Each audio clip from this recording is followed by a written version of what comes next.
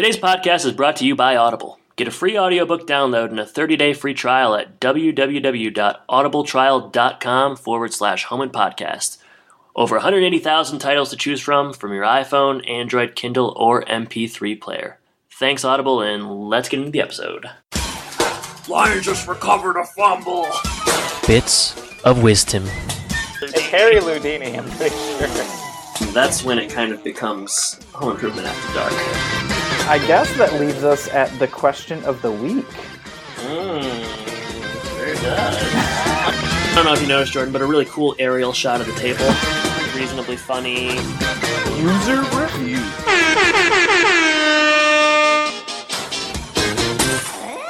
Does everybody know what time it is? Home Impodcast time. That's right. Binford Tools is proud to present a Home Improvement Podcast. My name is Adam, and you all know my co-host, Jordan. He framed Roger Rabbit Lions. No, I didn't. Why would I do that? I love Roger Rabbit. It's I've added a new part of the podcast here where I'm going to use Bill Brasky-isms to introduce you. So I didn't even know that was one of those. Yeah, well, that is also that's the fun in this whole exercise is you're gonna learn or be reminded of Bill Brasky quotes. So, and that's one of the most important things that anyone could be taught. Mm-hmm. Nowadays, yeah, I mean, at least he taught me how to love a woman and scold a child. So, how are you doing today, Adam? I'm doing well, Jordan. We've been away for a while. It's been three weeks since we recorded. A lot of things have transpired since then. And we should put to rest some rumors that have been going around right now. It's not because we needed a break from each other. There was no fighting behind the scenes. The podcast is okay. Yeah, it's fine. No fighting behind the scenes, just fighting on air and the general kind of stuff. But no, it was. We've had Thanksgiving. You celebrated a birthday. December's rolling around. These are important times for us and our show. Yeah, absolutely. Yeah, and this is episode 70, so another important milestone. Breaking one off. Episode 70. Is there? I wonder. In the very beginning, I used to be like, "This is the gold episode." This is. I wonder if there's a 70th anniversary. Keep talking. We're gonna find out. Yeah. So as you said, we'll talk this a little bit. This is our platinum episode. Platinum, baby. I mean, if you make it to 70 years married to somebody, you should be buying them. Platinum. I'm just waiting for us to go myrrh. Frankenstein and myrrh? Yeah, absolutely. Let's talk about what we did on our time off. I know people are definitely going to probably be really interested in that. Absolutely. They're interested in a lot of things that I'm always shocked that they're interested in. So for me, had some family come down to Florida. Everybody came down from Michigan, and we were at Disney and went to Universal one day, went to Disney one day, spent some time trying to convince them on that Tool Time ride that we were talking about. I'm sure they were really receptive to that. Well, they said they were busy working on, Star Wars stuff or whatever. Did you show them your drawings that you'd done? I know you've been working on some sketches. Yeah, I'm terrible at drawing, but I thought these were some of my best. They at least took the drawings from me, so good thing I made a copy. Yeah, that's true. So, yeah, and that was a good time, and like you said, had a birthday, which was fun. My parents stayed through Thanksgiving, so I was able to spend some extra time with them, and that was about it, but it was a lot of family time. And your birthday was good? You celebrated a birthday back on the 28th? Didn't do anything too special, really. Yeah. Gonna go see a movie maybe later this week, and continued the celebration, I guess. I mean, the theater gave me a free small popcorn, so I feel like I have to go. That's nice of them. I mean, that's probably more than I got you, and by probably I mean it is more. But you send me good vibes and good. I'm gonna Venmo feelings. you like a couple bucks for a pop or something, so that you can. I don't drink pop. Gushers or not Gushers? They have Gushers at the. That'd be cool. Sour Patch Kids, some kind of a candy. I'll take some Twizzlers. I like Twizzlers. Yeah, some kind of a treat. Well, Jordan, I'm so glad that you had a nice Thanksgiving and a happy birthday. Yeah. What did you do with your downtime? I know you made some travels. Yeah, I was down in Washington D.C. With my fam. Very nice time. Drove up to Delaware for a day. Wanted to see what Delaware was all about. So what is Delaware all about? It's interesting. I really wanted to. I wanted to cross some states off of my states traveled list, so we zoomed up to Delaware and New Jersey for the day, and we went to Wilmington, Delaware, and it was cool, man. It was fun. Just kind of explored. What'd you find? You can't just say it's cool. It's where Joe Biden lives. They got a nice little Riverwalk area. Joe Biden, had a Philly cheese. One of our biggest fans, right? According to our Twitter. Oh yeah. According to our beloved by Joe Biden, in fact, yeah. So it was good to like touch base with him. We talked home improvement briefly. I had a Philly cheesesteak because it's like Wilmington, Delaware is only 20 minutes from Philadelphia. Whoa! Fun fact, I had no idea. I know. So it was fun. My dad and I did that, and then we zoomed over to New Jersey just to say we'd been there. And then you went to the Jersey Shore. Yeah, JWoww, Snooki, Sammy, Sweetheart, they were all there. Whoa, you know all their names. I watched the whole first season of that show, Jordan. That was a cultural thing. It sure was. Yeah, and got back, promptly got food poisoning. Everybody in my family did. Had a miserable 24 hours, and then I came home. So was it because it was a good of the Thanksgiving. turkey? It was like 2 days after, so it was something else. It was that Delaware cheesesteak, probably. No, I mean everybody got it, and only my dad and I had that. So there are a lot of theories, not podcast material necessarily, but it was a good trip until I got very, very sick. But it's good to be back here. Talking HI with my bro. With your bro. Let's talk a little bit about the Santa Claus. That's important. Last year we did the Santa Claus as our kind of Christmas special gift to our listeners, and this year they voted. Tremendous gift it was. They said people were so thankful. They were so thankful that they said they want to do the second Santa Claus this year. So that'll be coming in the weeks ahead. But we did want to say, for those who want to catch those films, I think all three are actually coming to Netflix in mid-December. So it's a good resource for everybody to catch up on. Netflix and Claus, baby. That's right. So that's where I'll be watching. You got a specific date on that, don't you? I think it's December 12th. They all come December 12th. So. Which is coincidentally the day that we're going to be recording. Convenient. Because I'd like to wait until they're available for the price of zero. So, we have an episode coming out. Plan is, I think we've agreed on December 13th and the 20th for those? Or have we not agreed? I mean, we'll see how... We'll see what happens. Maybe we'll do like December 20th and December 25th. That actually is a pretty happy medium. So they'll be coming out sometime around Christmas, two-parters like the Jungle to Jungle episode. So... Everyone knew and loved Jungle to Jungle. With that, let's get into this week's episode. I did have one more thing to say briefly. You're right. About home improvement. Anytime home improvement presents itself in our lives, I think as the host of Home Impodcast, we kind of have to talk about it. We don't have a choice. Sort of our duty. I was watching this Hulu documentary called "Too Funny to Fail," and it was like about. You're familiar with Dana Carvey? Yes. Probably vaguely. He was on SNL, and he did like The Church Lady and Wayne's World. Wayne's World, of course, right? He's been in some movies, but so this documentary was about like after he left SNL, he was like very, very hot because like Wayne's World was big, and he was pretty big on that show. And he started a sketch show just called The Dana Carvey Show, and it was about how like all like Stephen Colbert and Steve Carell were like the main two cast members, and they kind of like that was like their first big break, and like. Louis C.K. wrote on it, obviously.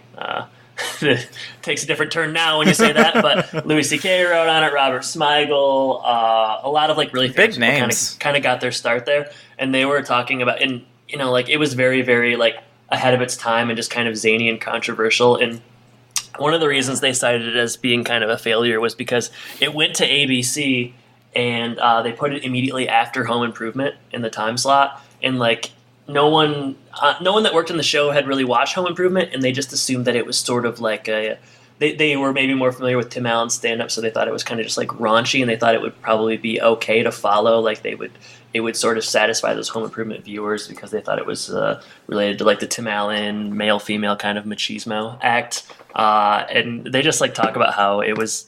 Probably Home Improvements as a lead-in is one of the reasons that it failed because the audience just did not know what to make of this show, and it's just kind of zany, very very biting satire. So and they showed like clips. They showed I don't know. They would like cut to Home Improvement stuff. They'd like to show like how out there some of the Dana Carvey stuff was, and then they would cut to like Randy crying about having cancer and just showing how kind of saccharine it was, and it was pretty funny. But wow, yeah, I didn't know that. Yeah, I didn't either. It was actually played a pretty prominent role in the documentary for a little while, so that was interesting to see. That's good. That's good. Yeah, you think that like if you're following a certain show, you should actually know what that show is about. But yeah, these guys were also like, I mean, they're kind of arrogant. Like I would say they like it's called Too Funny to Fail, like because I think they thought they were too funny to fail, so they were just kind of focusing on their whole thing, and they had they butted heads with like the producers and those in like corporate and stuff a lot. So it was corporate. Yeah, I hate those corporate scumbags, big wigs, and fat cats. Yeah, the corporate fat cats always bringing us down.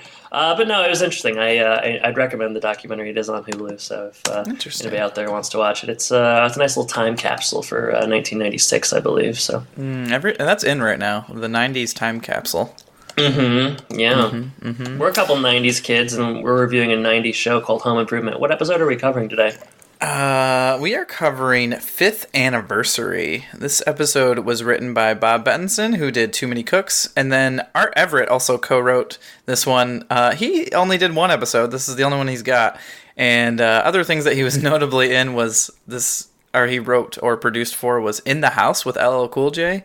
I don't know if you've ever seen or heard of that, but LL Cool J is a former football player who now owns like a house or something, and a TV show? Yeah, it's a TV show, and he had to like, I don't know, he was like sharing it with a single mom and her kid or something, and I guess hijinks ensued. Sounds freaking wacky. It does sound wacky. So written by those two kooks. I wish Art Vandelay would have written this episode. Oh, it would have turned out better.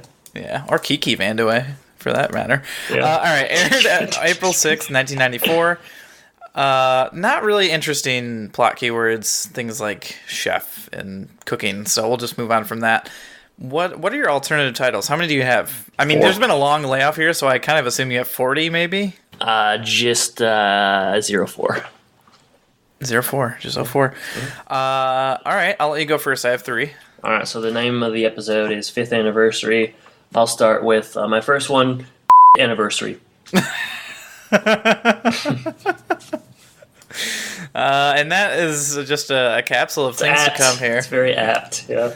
All right, mine is perhaps less crass. Sure. And maybe nicer to the episode, but culinary craftsmanship. Culinary craftsmanship. Ooh, because she's trying to get people to go to a dinner? Well, that plus the man's kitchen. Oh, yeah, of course. All right, next one. This one's pretty boring. The Birth of Binford. You need a 4th one. All right. Bye-bye, Benny. Oh, yeah, okay. You're really mad about mine. I'm just trying to make sense of them. All right. This one is a little obscure. How to drive a stake into my heart. All right. No money, mo problems. Okay, my last one. The no episode. I like that one. Yeah. That's the best one. You can maybe make some assumptions based on my titles of whether or not I like this episode or whether or not I'm gonna say that it was of a high quality because it wasn't. Or maybe you're gonna throw in one of those crazy M. Night Shyamalan twists in here. We'll see. I'm just gonna be like, at the end, I'm gonna just say a bunch of negative things about the episode. I'm gonna be like, not. Oh, get 'em. All right, so let's do the plot synopsis. That was pretty bad, actually. Those alternative titles. There's some rust. We're working off some rust here, but yeah. Plot synopsis by Skagary66. Tim and Al present The Man's Kitchen on Tool Time. But it costs so much that the head of Binford insists that they cut back on expenses for the rest of the year, ruining Tim's big plans for the show's 5th anniversary program. Thank you, Skagary66. Oh, yeah. All right, let's get into it.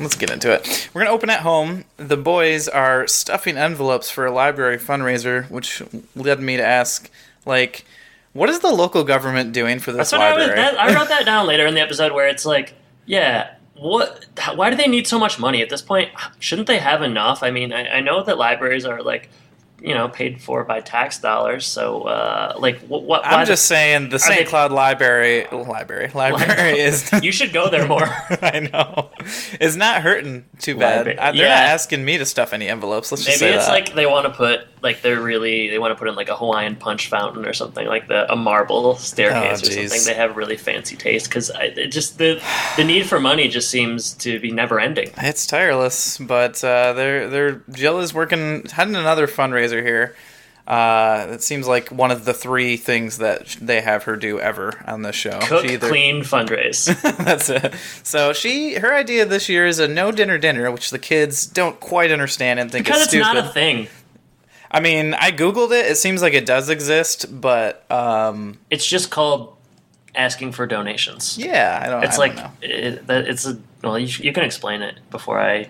Yeah, so basically the concept is people don't like getting dressed up and having an obligation, another thing to put on their calendar and go to a dinner to raise money. Instead, you just give money and pretend there's going to be a dinner. So it's a no dinner. It's such a stupid idea. Also, the kind of people that do give to libraries and like support local things probably do like going to dinners and getting dressed up. I feel like and they want to schmooze with the local people. I did hear one time of like a nonprofit thing where this guy people get these things in the mail all the time, like give us whatever, or they'll send you little stickers and ask for money or whatever.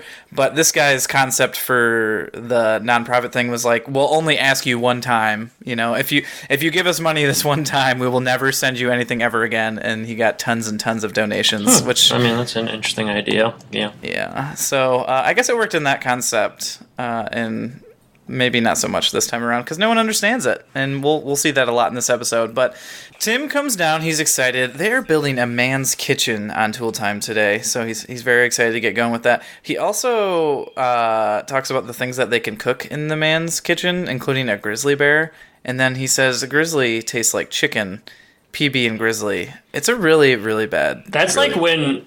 And that's the scene just ends with like him saying that, and then there's like a grizzly sound. That's when I knew that this episode was going to be one of the real bad ones because, like, I mean, it's just one of the worst opens of all time. Maybe it really was. Yeah, like peanut butter in grizzly sandwich. Like, I'm not saying that I understand the humor. Like, I've watched like 70 episodes of Home Improvement, so I kind of know what to expect, and I understand it's a family show and that the humor is sort of lowbrow, but like that's not a joke. I don't know what that is. Like, who's that for? I don't know. Apparently the bear's in the audience. Yeah.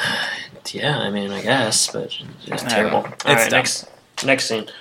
I should also have said in the beginning that, and I've said this before, but this is without question the episode I've taken the fewest notes on of all time. So you may be filling in some blanks. That usually here. bodes well for us. Yes. All right, so we're at Tool Time. They are filming. There's just so many bad jokes. I just didn't want to write them down. They're at Tool Time. They're filming promos.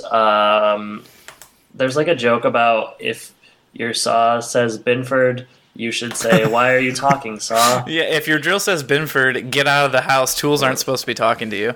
Yeah, I kind of like that actually. Okay, well, I wasn't ready for it. Yeah, it was really good. Yeah, it was funny. Super good. All right, so they sprint over to the man's kitchen, and last time they did a man's bathroom. You did not like it. I didn't. This time, I didn't really like the man's kitchen. It wasn't. It wasn't really grounded in any kind of reality, Yeah, let's talk about the man's kitchen, and then we'll talk about why we didn't like it. Well, I'm about done talking about it. That's your notes. No, there's just like, I don't know. How would you even describe it? It's like... It's very like utilitarian. Yeah, I was going to say futuristic almost. I feel like the bathroom was much more futuristic than this. This is like a subway tile on the walls. Yeah. It does have stainless steel, which I guess is a little bit, kind of like that futuristic look. Right. But it's very big. It seems like a giant waste of space, I guess. And the kitchen has an ignition system. Yeah, that was good. Up. And it wouldn't start. I don't know why. They wouldn't start. It was funny. It was hilarious. Yeah, it was really good. I mean, like, in terms of what's in there, you got... I'm trouble remembering. There are, you got, like, various drinks that are coming out of spigots, beer, Pepto-Bismol. What was in the middle of those two? Root beer. And then they didn't keep going, but I paused and looked at it, and another one was just grape juice, which was kind of odd. I don't know. That one's for the kid. Men love grape juice. It's a fact. They have in the refrigerator. They have Benny the Butcher, who is Benny, who will be on the show moving forward. I don't know, probably next season, I guess, but he's in there, and that's my favorite part of the man's kitchen, I guess. The fact that they have a butcher in there. It's the only thing that's worth, where the setup is actually paid off in some way. So he's in there. Their veggie pantry is just a million cans of beans and then potatoes, 100 potatoes. And then Tim says it's hard to cook a potato. It's no, it's not. No, it's not. It just takes too long for him, I think, is the problem. Yeah, so I noticed that there was almost no counter space. If you wanted to chop up those potatoes, cabinets. There's no cabinets. Yeah, I don't understand this place. Not but they have. For plates, they have really, really, really thick, fancy tire-themed paper plates. They come in white wall and regular, I guess. I don't know. Yep. Tire things. The macrowave. Did we talk about how powerful this macrowave is? It's so powerful, Jordan. It can cook a potato in 10 seconds. It's crazy, but it makes it so the potato is glowing green at the end, and they have to put on UV specs because it's just so lead bright. Suits. I gotta say, when I was watching this, I was thinking maybe we should take another 3 weeks off or something because this is just so. This is also low brow. Yep. It's not great. So yeah, I mean, what he does here is he'll take they both get a steak. Tim gets a giant porterhouse. I think it's porterhouse. Al gets filet mignon or something. Yep, and then they throw it on the grill for 2 seconds with some giant flames. Eat it basically bleeding. Nasty, disgusting. Yeah, that's not even medium or anything like that. That's ultra rare. Yeah, it wouldn't even be warm. It would just be cold still. You'd for sure get sick. At some point, Al wants some salt, and Tim pulls out one of those spigots that you're talking about and just pours salt all over it. Yeah, so not only is it they just waste a bunch of food here, and then we work on the cleanup, because that's the hardest part of the kitchen. Eating's fun, cooking that's all right, but the cleanup is not fun. So the counter that they're eating on, the plates just fall, and it's some sort of giant trash compactor. And then the kitchen is self-cleaning, so they go outside, they turn it on like it's a dishwasher. I can only think that it's an incredible waste of water to just spray all this. Yeah, you don't really need to clean every single inch of it, Yeah, I doubt the walls got too much on them. Yeah, probably not. Yeah. They're gonna clean it anyways. The ceiling, But poor Benny, the butcher, is stuck in there, and we see his face up against the little hole in the wall that they have, or the window in the wall. Mm-hmm. And he's drowning, and they're not going to save him, so they just cover up the window. And I think we can only assume that he dies in there. Yeah, I don't. So maybe his identical twin is. Yeah, or it's a ghost thing. I think moving forward. I'm glad there's a ghost. All right, so we don't like this man's kitchen very much. It was terrible. I mean, it was it was whatever I liked about the bathroom, and I'm struggling to remember this. Just didn't have any of that. This whole episode has just such lame jokes that are very, very telegraphed, and none of the stuff was even cool. No, none. It was they didn't have very anything average. Cool. Yeah. So what would you want in your man's kitchen? Anything that you think would be a little bit better? My man's kitchen would be. It would probably just be a regular kitchen, but with a lot of counter space and cabinets and sharp knives. I'll tell you one thing I like in a kitchen. I don't know that I only really see this in TV, but I like the thing in the kitchen where you have the space above. It's hanging pots and pans. I like that. Oh yeah, that's helpful. Yeah. I would say maybe a smoker, something like that. Yeah, to get some... I don't know if I'd use that. Yeah, maybe not. But you know what I would use? Yeah. A chef. A chef? Just get me a chef. Then I don't have to prepare my own food at all. Yeah, that would be cool. That's even better. Would you want a butcher? Yeah, I guess I could take a butcher. A live-in butcher? I do like fresh food. You got enough people in that house as is. I don't know if you want to add a butcher to the mix. A chef and a butcher. Farm to table. That's what I want.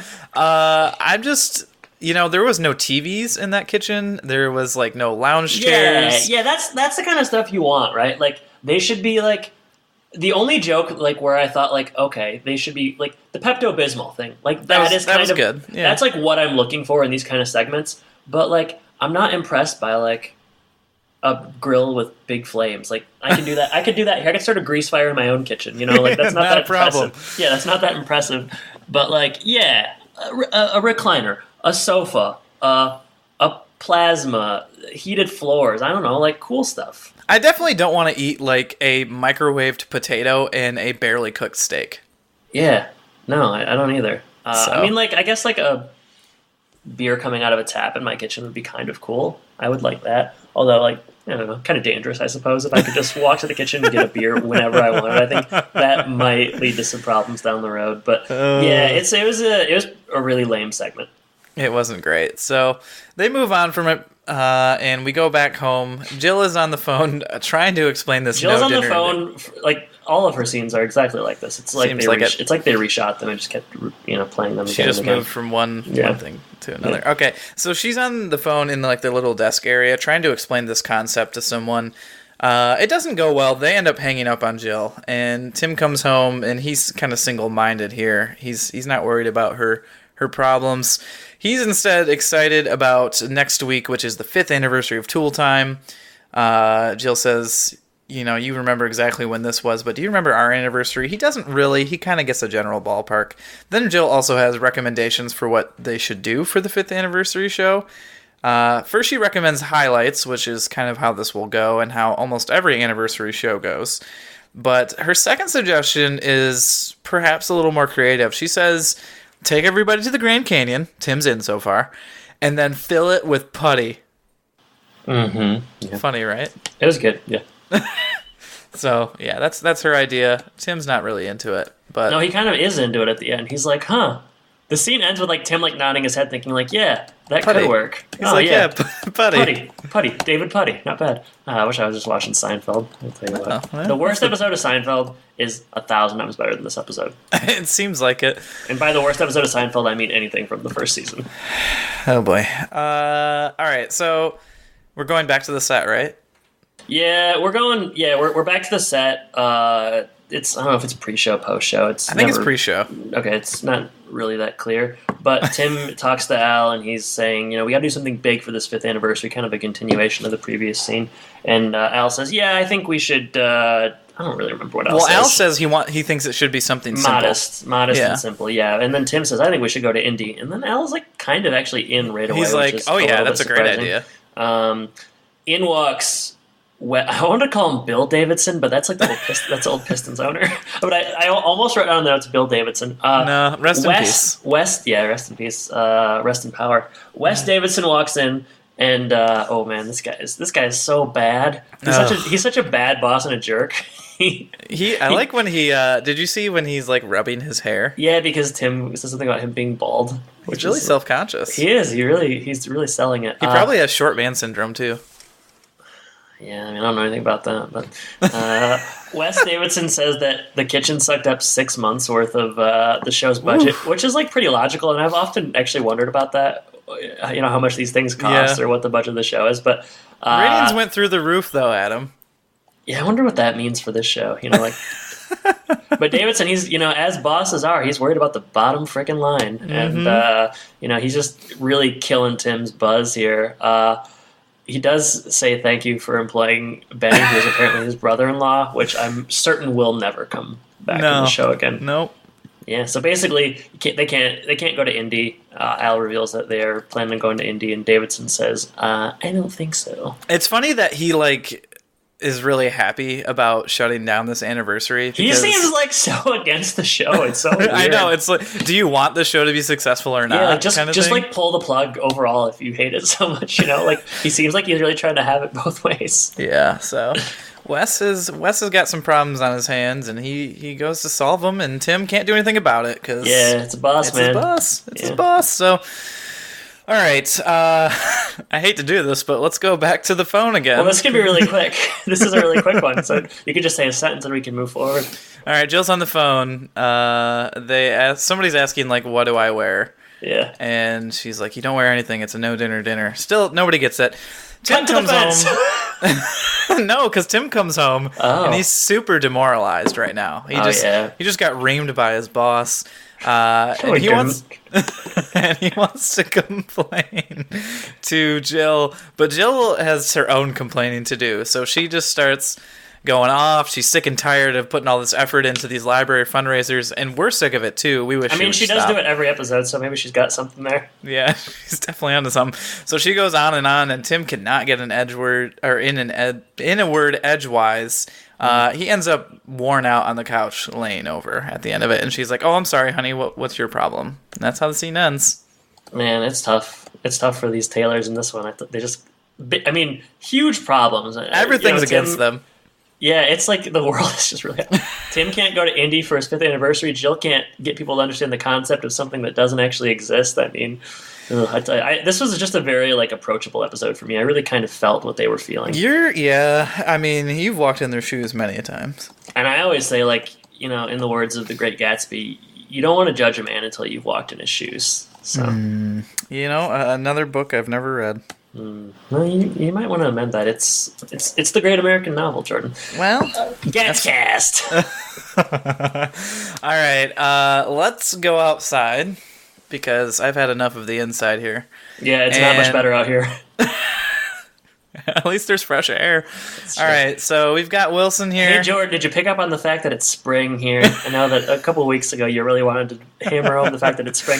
Well, they go ahead and just say that it's spring here. You know what the problem is? Loved it. Remember all those flowers that were right next to the fence? I'm pretty sure they're all gone now. They're gone. They died. Well, I think the thing was they were rushing spring. They put the flowers out. Another frost came, killed them all. So now they're kind of back at square one. It's bad. So, all right, I'm going to mourn over these flowers. And while I do that, let's play a clip. Mm-hmm.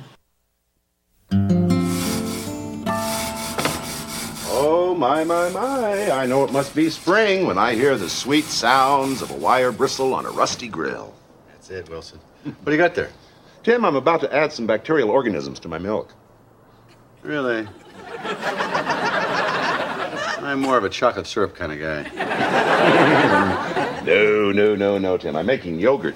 The bacteria sours the milk. You must have put some of that in my boss's milk. He's sour all the time. Tool time troubles, Tim. You know, our 5th anniversary show's coming up, and I want to make a big deal, but Davidson doesn't want to pay for it. I want to make a big, spectacular gift to my audience, you know? You know, Tim, in ancient China, there was once an emperor, and every year on his birthday, everybody in the land would bring him a gift. And every year, the gifts became more and more elaborate. I get your point. Well, that's very good, Tim, because I haven't made one yet. Anyway, one year a small boy appeared before the emperor and told him that he had no riches to give. The only gift that he had was a song. And you know what the emperor did? Got him booked on Dick Wu's Chinese bandstand. You're not making this easy, Tim. Anyway, when the emperor heard the song, he was so moved that he proclaimed it the greatest gift of all, because it was a gift that came from the heart. Well, I must get back to the yogurt. Jordan, when I think of the spring, I think of making yogurt.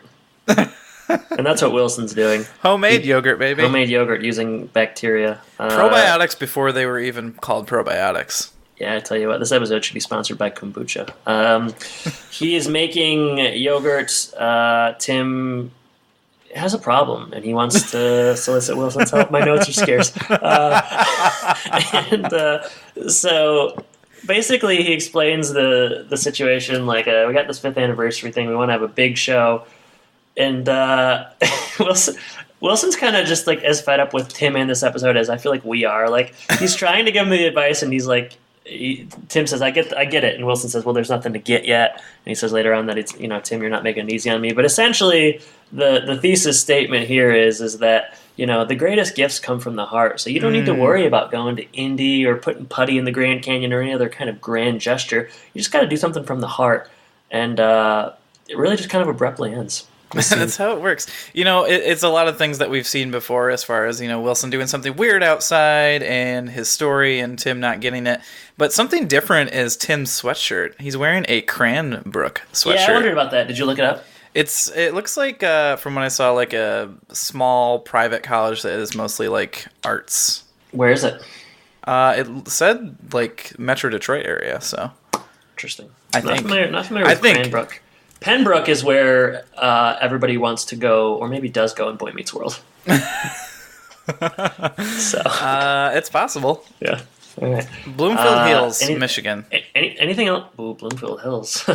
Dollar bills, y'all. What I'm seeing now is it's pre-K through 12th, so it's not even a college.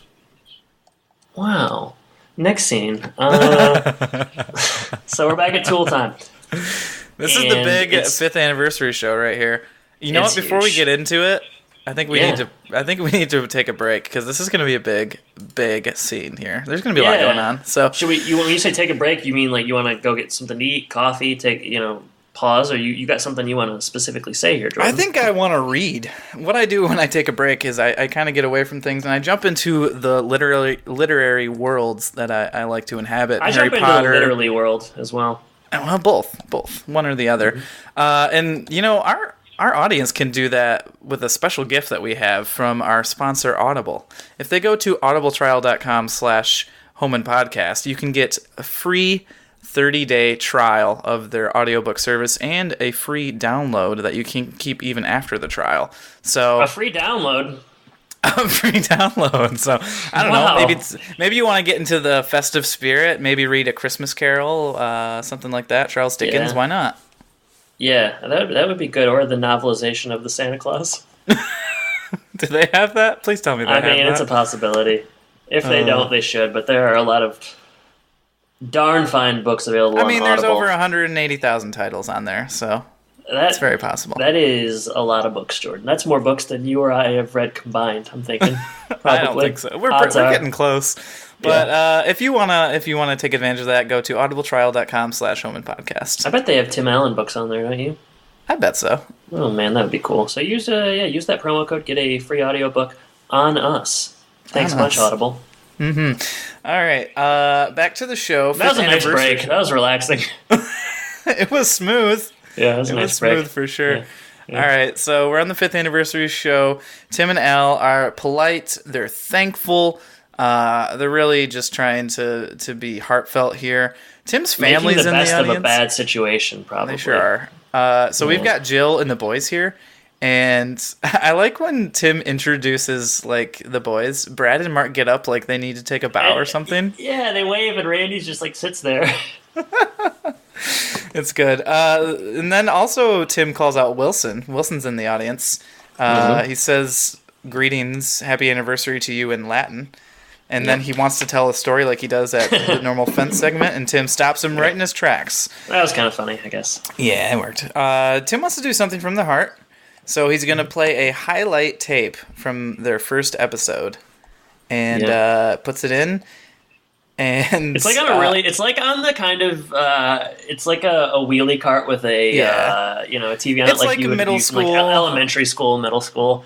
Yeah, it would be hard to see for the people in the audience, though. It's just like if you're sitting pretty in the back, far you're away. not really going to be able to see that. Yeah, that's the problem I had a lot in Mr. Vaness class, if you recall. At the back there. Oh no, I guess you didn't have that class with me. Yeah, I don't actually have. We had Jason Van Ness together. That's what I'm talking about. Didn't you remember he played Bill Nye the Science Guy? All science teachers do. It's like part of the curriculum, I think, or it's like what they do when they have nothing else to do. I feel like I've watched so much Bill Nye the Science Guy in my life, like in science classes. It's absurd. I wish I would have taught science so I could just throw that show on 3 days out of 5 in a given week and call it teaching. And would have worked.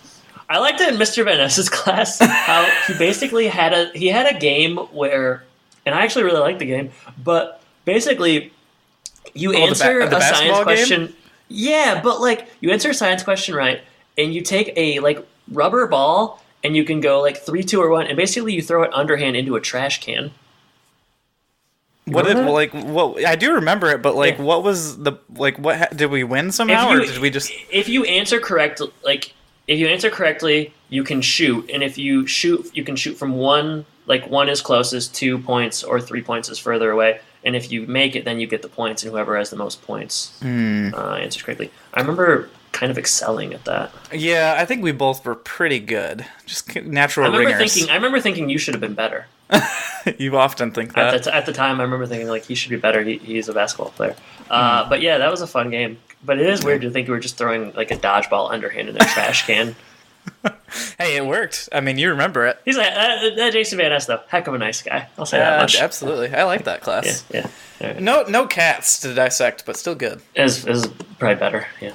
All right, so just like the wheelie cart TVs that was in Mr. Van Ness class, we are watching one here, and it starts out with an old woman who we learn is Mrs. Binford behind the piano, and she says, "Does everybody know what time it is?" in quotation marks. No one really does, though. Everyone's a little confused. No one's there, you know? No one's there. She points at her overalls, which have tool time on them, and they half-heartedly answer tool time. And then she announces Tom Taylor, the host of the show, and Tim comes out. So stupid. That's just like such a bad joke. It's so funny. Tim comes out. He's got a beard on. Looks a little bit like... Here's my question. Mm-hmm. Who are you going to say it looks like? 1, he looks 2, 3, Abraham Lincoln. You didn't answer. I was just gonna say it's like a little bit in the Santa Claus when he starts getting the beard, basically. Okay, yeah, but more so Lincoln.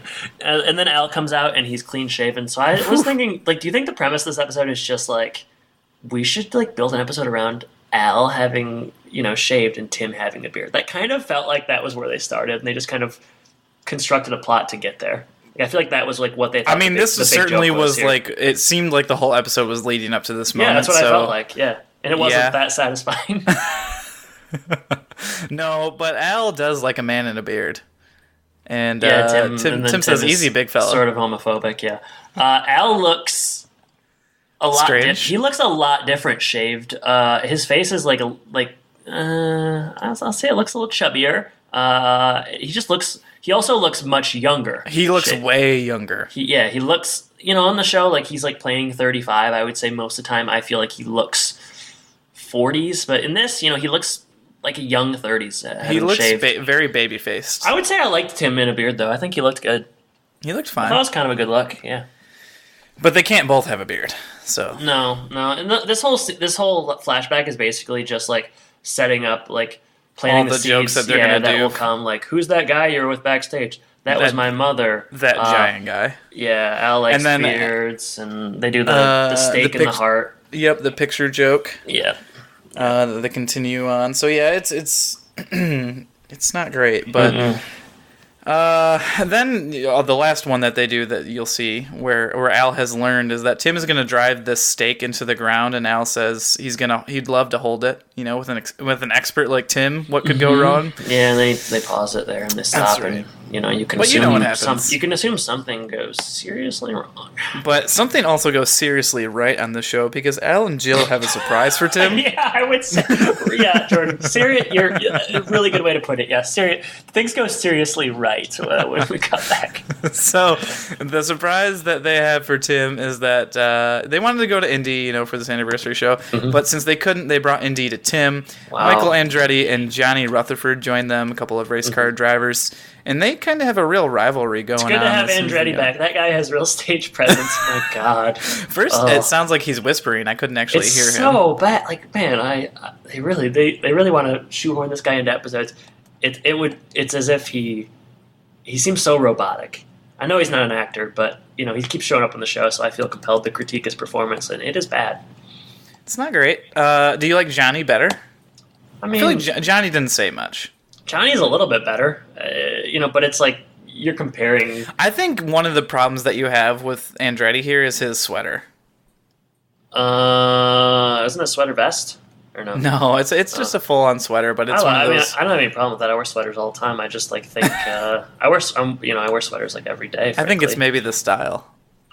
I mean, he does have a pretty serious mullet going on. No, he's just like terrible. It's just like so bad. I know that they want to have these guys on the show. But... I feel like everyone on this show has a mullet. Brad has a mullet at some point. Al doesn't. Tim has a mullet. And then Andretti has a mullet. Jill has a mullet. Jill definitely has a mullet. I don't know. Johnny Rutherford does not have a mullet. They raced from the airport, and Johnny Rutherford won. Well, only because Andretti was using Tim's directions. Yeah, I mean, that makes sense. I'm sure Tim gave him directions since he knew he was coming, right? You know, Tim, it was a surprise, so there would be no way Tim could have given him directions. But hey, heck of a joke. Heck of a joke. Yeah. Jill talked them into coming, and she even talked them into a no dinner. And you know what Andretti says? He's looking forward to some chicken. So he can't act, and he's an idiot. I hope he's not listening. I'm sure he's a great race car driver, but he's one of the best race car drivers, but not. He's a little out of his element here. You know? A little bit. Camera lingers on Jill a little bit as they go to commercial, and yeah, they come back. That was weird. I don't know why they did that. I noticed that. Yeah, this cameraman's being a little weird. So end of the show. They come back from the commercial basically, and it's kind of like the end of the show, as if the show already happened, which I guess is merciful for us. You know, I want to do a Johnny Rutherford 9 credits to his name. Last appeared in an episode of ESPN Sports Century as himself. First appeared in ABC's Wild World of Sports 1964 as himself. So just wanted to go through that. Go ahead and continue. You didn't do Benny. Nah, it's all right. We'll do Benny. We'll do Benny when he's featured. Benny will be back more. Yeah. All right, so. Yeah, so they kind of skip to the end of the show. Tim brings out the whole crew to be thanked. Everyone's getting their applause here from the audience. And then he makes sure the cameramen come out. They leave their stations and the cameras fall. And Tim realizes it was a bad idea. And that's what I think this episode was. Ultimately, was a bad idea. Roll credits, fade to black, 5th anniversary. I'll go first. Highs, nothing. Lows, I want to be quick with this. I think we've spent so much time on this episode that I just hate. Too much. Lows, some of the worst jokes they've ever had. Yep. A flimsy premise. What's your least favorite joke in this episode? That's what we'll decide. The peanut butter and grizzly sandwich. Yep, because that's me too. And it's like the stinger joke on a cold open that is like leading you into the credits. So like you got to have something sort of good there, and it's just like, I don't know if it's the worst joke in the episode, but it's the worst joke at the worst possible time. So it's just like terrible. It's repetitive. I wasn't interested in anything that was happening. It's in many ways illogical. It's boring. I paused this episode like 3 times this morning just to see how much time was left, and there's only 22 minutes. So I would say this is the worst episode this season.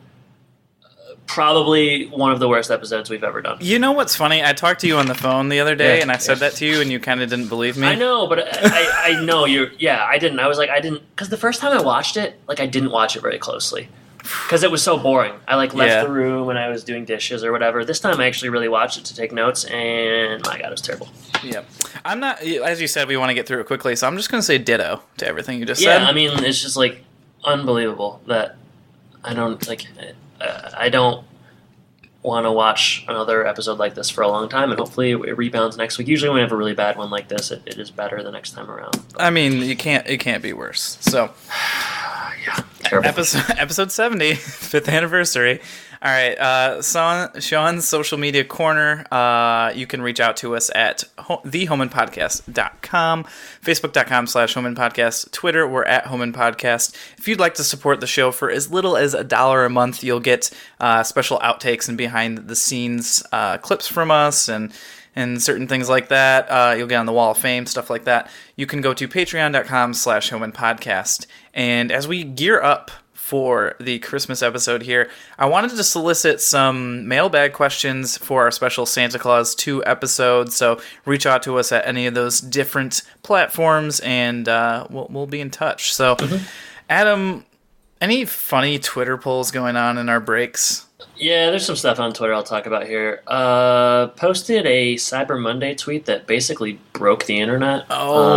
46 likes, so that was good for us. It's probably our biggest. But not like extra downloads or anything. It didn't really convert. I don't think it. No. But we'll take a small victory.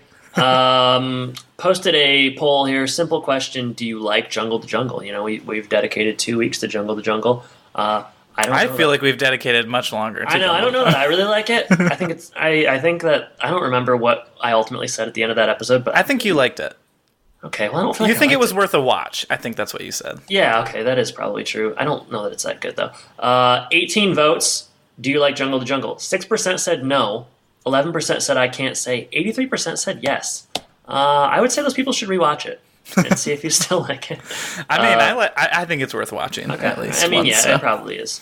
Some people responded. So at Stefang92 said, a brilliant film with brilliant casting, Tim Allen and Martin Short, comic genius. That is not how you felt about Martin Short, that's for sure. I know, I thought he was terrible. But I thank you for reaching out. Also, Captain Calvin Cat, Lady Red Sinclair's boyfriend on Twitter says, it was a, you're ready to bleep, Jordan, it was a decent flick. So yeah, I liked it. So people like this movie. I again urge you to rewatch it and see if you still do. But sounds like that person's username is longer than like their actual tweet. Same length. Also, we November was our most downloaded month of all time, so that was kind of exciting for us. Thank you for that. We will look to break that record. December's pretty tough, so we'll look to break that record whenever we can. But thanks to everyone for downloading and listening and sticking with us through this November. So yeah, and then send us your Santa Claus 2 questions, and we'll fill up an episode with those bad boys. Those bad boys. All right. Which leads us into the question of the week. Bad boys, what you gonna do? What you gonna do when they come for you? Maybe I should just change my question of the week to be about cops. Yeah, man, I have lots to say about cops. Let's hear your question, Jordan. All right, so my turn for the question of the week. Adam, you've kind of taken on the moniker of the Meat Man lately. Yeah, definitely. So I felt like this was an apropos Just lately, though. It's really a recent thing. So the question I have for you today is, what's your favorite type of meat and why? I liked your first question. Your first question that you tried to use that we'd already talked about a year ago. I bet you people would like that better. They might.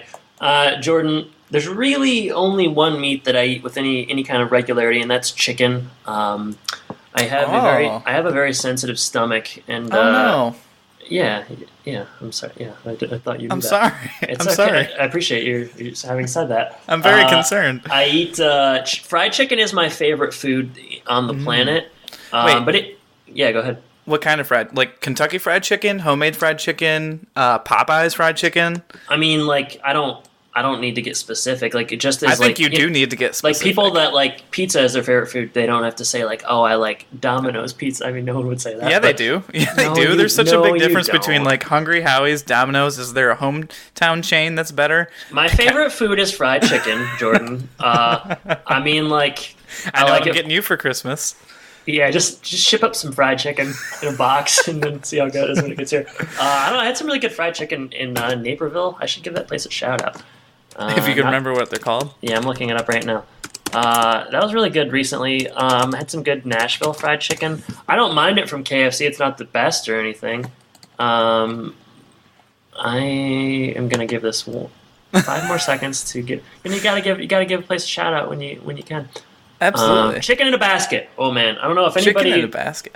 I don't know. Like I don't know who listens to the show or where people from the show listen. But if you're in the Chicago area, go check out Chicken in a Basket. It's in a strip mall, kind of unassuming, but I thought it was really, really good and fairly affordable. Those places seem to have the best kind of chicken. You know who actually has really good fried chicken down here? Who's that? If you just go to like your Publix, they have like bags of chicken, and they'll do a rotisserie, but they also do fried chicken. That's very good. They don't have Publix up here. I know. I'm sorry. I'm just telling you. Down here, that's where I go for my fried chicken. I would even eat like gas station fried chicken. I really like it. Oh man, I would do it. I thought you had a sensitive stomach. My guess is that would mess with your stomach. I'm saying I would. I'm not saying I should. Otherwise, yeah, that's my favorite kind of meat. But I like chicken sandwiches a lot, grilled chicken. Really, chicken and anything.